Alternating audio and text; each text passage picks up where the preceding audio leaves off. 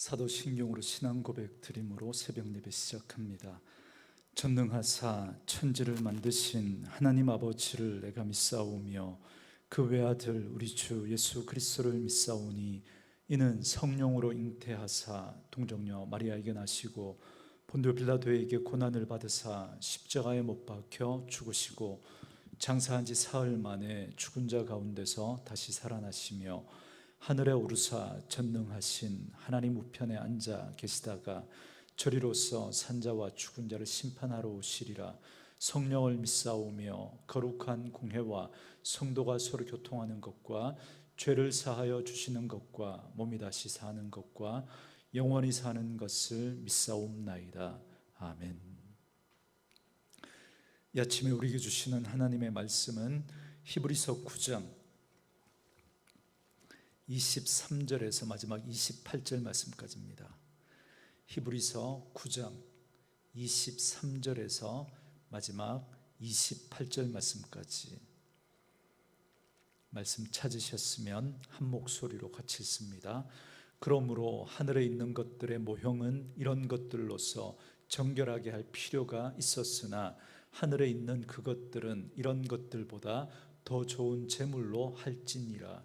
그리스도께서는 참 것의 그림자인 손으로 만든 성소에 들어가지 아니하시고 바로 그 하늘에 들어가사 이제 우리를 위하여 하나님 앞에 나타나시고 대제사장이 해마다 다른 것의 피로써 성소에 들어가는 것 같이 자주 자기를 드리려고 아니하실지니 그리하면 그가 세상을 창조한 때부터 자주 고난을 받았어야 할 것이로되 이제 자기를 단번에 제물로 드려 죄를 없이 하시려고 세상 끝에 나타나셨느니라.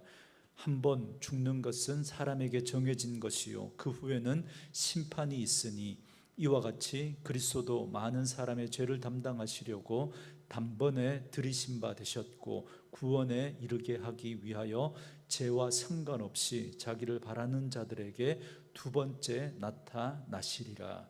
아멘.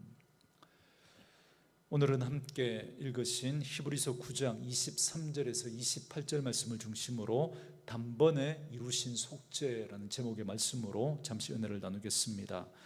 히브리서는 계속해서 구약의 제도와 비교를 통해서 예수님의 우월하심을 드러내고 있습니다. 특별히 구약 시대의 성막 제도와 제사 제도는 하늘에 있는 참 성전의 모형이고 그림자였음을 말씀합니다. 그래서 하늘의 참 성전의 중보자 되신 그리스도의 우월함을 말씀해 주고 있습니다. 어제 살펴본 말씀은 특히 율법에 따라 구약 시대의 성막에 쓰인 거의 모든 물건과 제물이 피를 뿌림으로 정결하게 되었다라는 사실을 말씀했습니다. 그래서 피 흘림이 없이는 사함이 없다라고 하는 이 속죄의 원리에 대해서 말씀해 주었습니다. 그런데 오늘 본문 23절에 보시면 그러므로 하늘에 있는 것들의 모형은 이런 것들로서 정결하게 할 필요가 있었으나 하늘에 있는 그것들은 이런 것들보다 더 좋은 제물로 할지니라 그럽니다. 그러니까 땅에 있는 모형과 그림자에 불과한 것도 이런 동물의 희생 제물로 핏부림을 통해서 정결하게 되었다면 하늘에 있는 것들은 더 나은 희생 제물로 깨끗해져야 한다라고 말씀하고 있는 겁니다. 이 더 나은 희생 제물은 바로 예수님을 가리킵니다. 그러니까 예수님께서 자신을 희생하심으로 속죄 제물이 되셨다는 겁니다. 다시 말하면 예수님이 자신을 희생하심으로 십자가에서 흘리신 그 보혈로 말미암아 그 핏부림으로 말미암아 저와 여러분들이 깨끗함을 받게 되었다라는 것입니다. 그래서 오늘 본문은 예수님 자신이 더 나은 제물이다 그렇게 말씀하고 있는 것입니다. 그렇다면 예수님이 친히 속죄 제물이 되어주신 이유가 무엇입니까? 24절 말씀해 보시면 그리스도께서는 참 것의 그림자인 손으로 만든 성소에 들어가지 아니하시고 바로 그 하늘에 들어가사 이제 우리를 위하여 하나님 앞에 나타나시고 그럽니다. 예수님은 하늘 성소의 그림자인 사람의 손으로 만든 그 구약의 성소에 들어가지 않으시고 참 성소인 하늘 성소로 들어가셨다라고 말합니다. 그리고 예수님이 그렇게 참 성소인 하늘 성소에 들어가신 그 목적을 24절 끝부분에서 이렇게 말씀하죠. 우리를 위하여 하나님 앞에 나타나시기 위해서다 그럽니다. 이게 바로 오늘 말씀의 핵심 포인트입니다. 구약시대 때에는 하나님께서 이스라엘 백성들을 위해서 성막을 만드시고 제사장들을 세우셨습니다. 그런데 1년에 한 차례 대속죄일에 이들 제사장 중에 가장 우두머리라고 할 수 있는 대제사장이 온 백성의 죄를 위해서 짐승을 잡고 그것에 피를 내어서 그 희생 제물을 가지고 지성소로 들어가서 속죄함을 받았습니다. 그렇지만 그건 완전한 것이 아니었죠. 왜냐하면 1년에 한 번씩 계속해서 성소에 나아가서 제사함을 받아야만 하나님의 백성으로 그들이 살아갈 수 있었기 때문에 그렇습니다. 그러나 예수님은 지성소에 나아가시지 않으시고 친히 인간의 몸을 입고 이 땅에 오셔서 영원한 대제사장으로 친히 자신을 제물로 십자가에 내어드림으로써 십자가에 흘리신 그 보혈의 공로로 말미암아 우리의 모든 죄를 용서해 주시고 죄를 없이 해 주셨습니다. 그리고 하나님은 우편 보좌에 나아가서 우리를 위해서 지금도 하나님 앞에 나타나셔서 우리를 위해 기도하고 계십니다. 이처럼 예수님은 우리를 위해 참 성소인 하늘 성전에 들어가셨습니다. 거기에서 하나님 우편 보좌에 앉으셔서 우리를 다스리고 계십니다. 이것이 바로 우리를 위하여 하나님 앞에 나타나셨다라고 하는 그 말입니다. 그렇다면 이처럼 예수님께서 하늘 성소에 들어가셔서 하나님 앞에 나타나심으로 말미암아 우리에게 주어진 은혜가 무엇입니까? 그것은 바로 우리들이 하늘에 속한 사람들이 되었다라는 것입니다.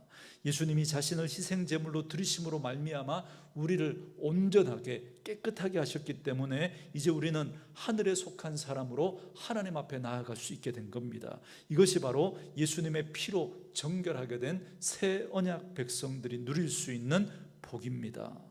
그래서 이제 우리는 왕같은 제사장으로 구약의 성막과는 비교할 수 없는 하늘 성소에 들어갈 수 있게 된 것입니다.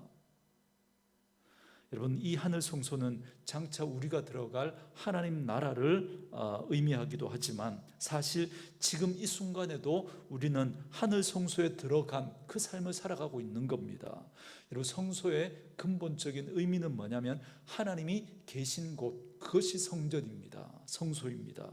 그런데 하나님은 어디에 계십니까? 어디에나 계시죠. 어디에나. 무소부재하신, 그래서 어디에나 계신 하나님이십니다. 그런데 문제는 우리가 그 하나님 앞에 나아갈 수 있느냐라고 하는 것입니다.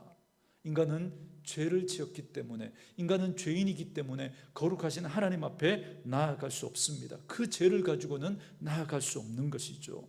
그러나 이제 우리는 예수 그리스도의 보혈로, 그 예수님의 핏뿌림으로 말미암아 우리는 하나님 앞에 직접 나아갈 수 있게 된 겁니다. 성소의 휘장은 찢어졌죠. 이제 지성소와 성소의 구분이 없어졌습니다. 이제 우리는 거룩한 왕같은 제사장으로, 이제 우리는 우리의 모든 일상의 삶 속에서 그 하나님 앞에서의 삶을 살아가게 되는 것입니다. 그래서 우리는 하늘 성소, 하나님의 은혜의 보좌 앞에 담대히 나아갈 수 있게 된 겁니다. 그러므로 우리는 지금도 하나님의 임재 가운데 하나님 앞에서의 삶, 하늘 성소의 삶을 살아가고 있는 것입니다. 그래서 이제는 하나님의 임재가 있는 우리 그리스도인들 한 사람 한 사람이 성전이 되어버린 거예요. 성소가 되어버린 겁니다. 성전, 성소의 근본적인 의미가 하나님이 임재해 계신 곳이죠. 왜 성전의 개념이 신약으로 넘어와서 우리 그리스도인들이 바로 그 성전이 되어버렸는가? 하나님이 임재해 계시기 때문입니다. 그리고 두세 사람이 내 이름으로 모인 곳에 내가 그들 가운데 함께 있을 것이다 말씀하셨죠. 그러니까 예수 믿는 그리스도인들이 모인 교회가 성전이 된 거예요. 건물이 아니라. 그 건물은 성전이 아닙니다. 예수 믿는 사람들이 모인 그 모임, 그곳에 주님이 함께 하시겠다, 하나님이 함께 하시겠다고 말씀하셨기 때문에 그곳이 성전이 되어버린 것입니다. 그래서 우리는 이 사실을 기억하고 우리가 하나님의 성전이라는 사실을 기억하고 성전된 이 땅에서 그 성전된 삶을 살아가야 합니다. 계속해서 25절부터 26절에 또 이렇게 말합니다. 대제사장이 해마다 다른 것의 피로서 성소에 들어가는 것 같이 자주 자기를 드리려고 아니하실지니 그리하면 그가 세상을 창조한 때부터 자주 고난을 받았어야 할 것이로되 이제 자기를 단번에 제물로 드려 죄를 없이 하시려고 세상 끝에 나타나셨느니라 그럽니다. 앞에 살펴봤던 것처럼 구약의 제사장들은 1년에 한 번 대속죄일에 짐승을 잡아서 그 피를 가지고 성소에 들어가 모든 백성들의 죄를 하나님 앞에서 용서받아야 했습니다. 왜냐하면 짐승의 피는 우리를 온전하게 할 수 없는 그런 한계가 있기 때문에 그렇습니다. 그러나 예수님은 죄가 없으신 분이시죠. 예수님은 하나님이십니다. 그리고 예수님은 구약의 그 율법에 매이지 않는 분이십니다. 그래서 그 예수님이 자신을 희생제물로 드리셨기 때문에 그 구약의 그 온전하게 할 수 없는 그 짐승의 피로 그렇게 해마다 드려야 하는 그런 일이 이제 없어진 겁니다. 왜요? 예수님이 단번에 영원한 효력이 있는 희생 제사를 친히 자신을 희생 제물로 드림으로 말미암아 그렇게 우리가 하나님 앞에 제물로 드리심으로 그 핏부림으로 말미암아 우리의 모든 죄가 온전하게 깨끗하게 사해졌기 때문에 그렇습니다. 그래서 우리는 다시 그렇게 우리는 구약처럼 또 예수님이 또 희생 십자가를 지시고 또 십자가를 지시고 그렇게 할 이유가 없다는 겁니다. 왜요? 예수님의 희생 제물은 구약의 그 동물의 희생 제물과 비교할 수 없는 온전한 제물을 자신이 스스로 드리셨기 때문에 죄가 없으신 하나님이 구약의 율법에 얽매이지 않는 그 예수님이 자신을 친히 제물로 드리셨기 때문에 이 일이 가능한 겁니다. 그래서 한시적이고 제한적인 그런 효력이 있는 그 동물의 희생 제사는 죄를 지을 때마다 그리고 해마다 반복해서 드려야 했지만 그러나 예수님은 단번에 영원한 효력이 있는 그 제사를 자신을 제물로 십자가의 희생 제물로 드리셨기 때문에 우리를 죄로부터 완전하게 구속하시고 온전하게 하신 겁니다. 이것이 바로 구약의 율법을 뛰어넘는 은혜입니다. 왜냐하면 구약의 속죄 제사는 1년 동안 유효했습니다. 그렇지만 또 1년이 지나면 또 대제사장이 또 백성들의 죄를 속하기 위해서 지성소에 들어가야 했거든요. 그리고 또 살아가면서 또 죄를 짓게 되면 또 제사를 하나 드려야 했습니다.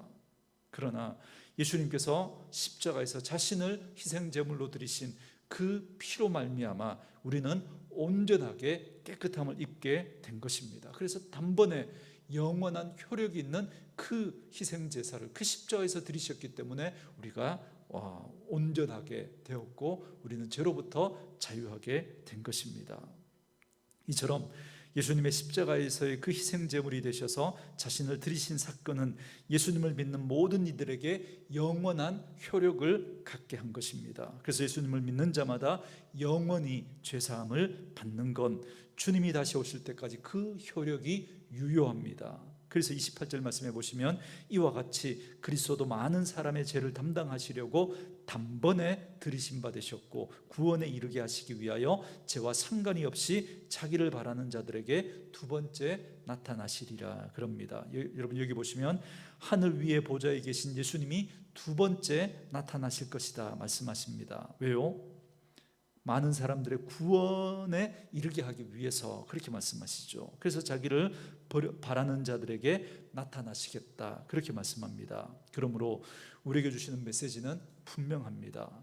다시 오실 예수님을 기다리는 성숙한 신앙을 가지라는 것입니다. 주님은 지금도 하나님 우편 보좌에서 우리의 구원의 완성을 위해서 기도하십니다. 그리고 때가 되면 두 번째 주님이 이 땅에 오셔서 우리의 구원을 완성하시고 그리고 이 땅을 심판하실 것입니다. 그래서 우리는 그 예수님의 그 재림을 기대하고 소망하며 이 믿음을 가지고 살아가야 합니다. 그런데 예수님의 이 두 번째 나타나심, 이 재림은 여러분 양면적인 그런 의미가 있다고 늘 말씀드리죠. 믿는 자들에게는 이 날이 구원의 날이고 그리고 기쁨의 날이고 신원의 날이고 소망의 날이지만, 그러나 악인에게는 이 날은 심판의 날입니다. 그래서 27절에 한 번 죽는 것은 사람에게 정하신 것이요 그 후에는 심판이 있으리라, 이렇게 말씀하십니다. 그래서 우리는 반드시 심판이 있음을 여러분 기억하고 살아가야 합니다. 그러나 그 심판은 우리에게는 구원의 날이요 기쁨의 날이요 우리의 억울함과 우리의 원수를 갚는 신원의 날이 될 것입니다. 그러므로 우리는 그날을 두려움이 아니라 소망 가운데 기다리게 되는 것입니다. 그래서 참 성숙하고 온전한 믿음을 가진 그러한 성도라면 주의 재림의 날을 두려움으로 기다리는 게 아니죠. 주님 재림하시면 어떡하나, 그게 아니라 주의 재림을 바라고 소망하는 거죠. 마라나타 주 예수여 오시옵소서. 그래서 주님 다시 오실 것을 기대하고 갈망하며 이 땅의 것을 구하는 것이 아니라, 이 땅의 것에 매여 살아가는 것이 아니라, 우리는 하늘 백성으로서 하늘 성소의 삶을 이 땅에서 우리는 살아가게 되는 것입니다.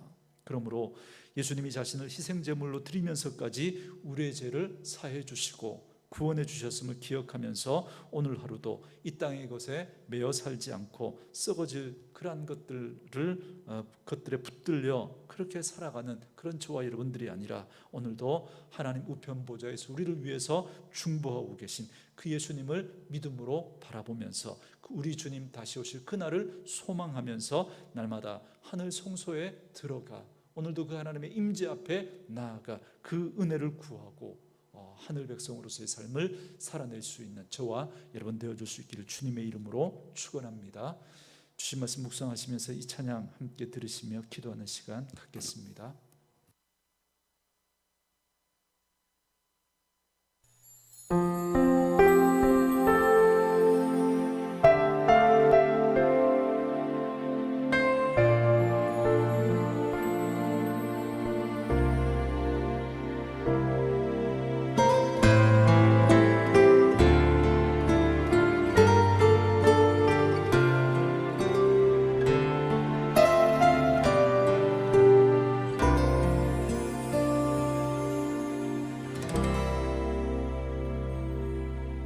보혈을 지